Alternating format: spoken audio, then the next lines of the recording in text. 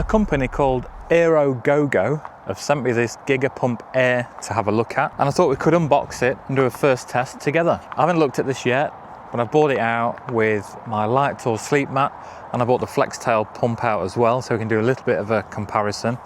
But let's have a look what you get in the box. So it says 1 ounce, as light as air, runtime, power without limits, and that's because you connect this to either a power bank or your phone, and we'll try both ways in a minute. Strong air pressure and 5-year warranty. It's a USB Type-C connection as well, which is always handy.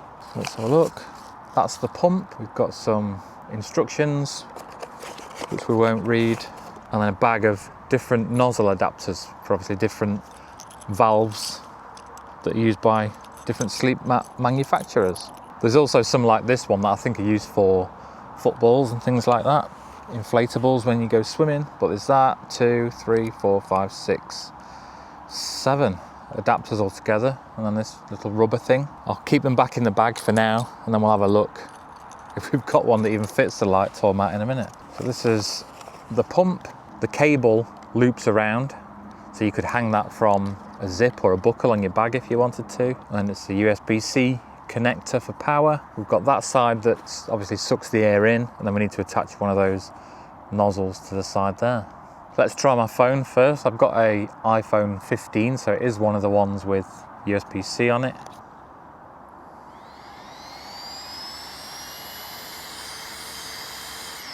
But yeah, that's working. Let's get the mat out and my power bank and see how good it is at pumping a mat up.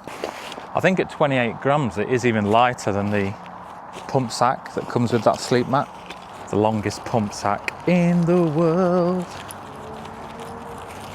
So let's just have a look which adapter we need. I think this is the closest to the size of the Light Tour mat. So these just slot on and twist. So that's stuck on there now. See if I can pump the mat up without popping it on all this sticking up dead grass. So I'll plug the pump in, I'll leave the camera running, but I'll probably speed up the video a bit and just put a timer on screen so we can see how long this takes to pump up. 3, 2, 1, go.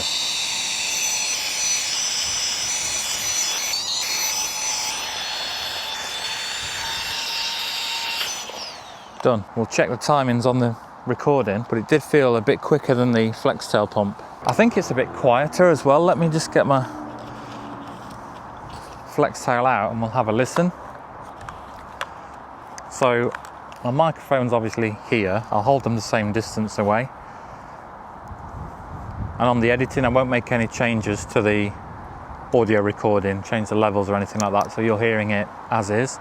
So this is the Flextail pump.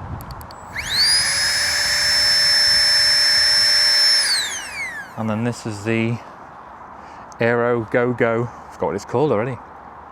Aerogogo Giga Pump Air.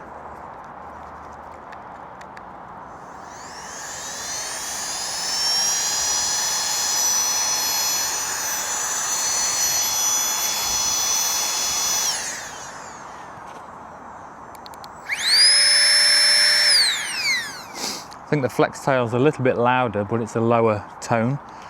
The Aerogogo sounds a bit more like a wasp, so I guess it's going to be personal preference as to which you find less annoying. I've been using the Flextail pump for a long time now, probably 2, maybe even 3 years, and it has served me well, and I'll still recommend those, but I will take this Aerogogo pump out on my next few camps just to try it out. The Flextail obviously has a built-in light as well, so it's multi-purpose. With this, you need to keep plugging it into either a power bank or your phone for it to be switched on. This has its own battery built in, so again, it's personal preference as to whether you want the weight saving or you want the kind of practicality of that built-in battery and light. These Giga Pump Airs cost around £35 from the Aerogogo website, which is about the same price as the Flextail Zero pump, a little bit more than the Tiny Pump, which is the one that I use with the built-in light. Thanks to Aerogogo for sending out the pump for me to take a look at. Thanks to you for watching. Subscribe if you like air, and I'll see you next time.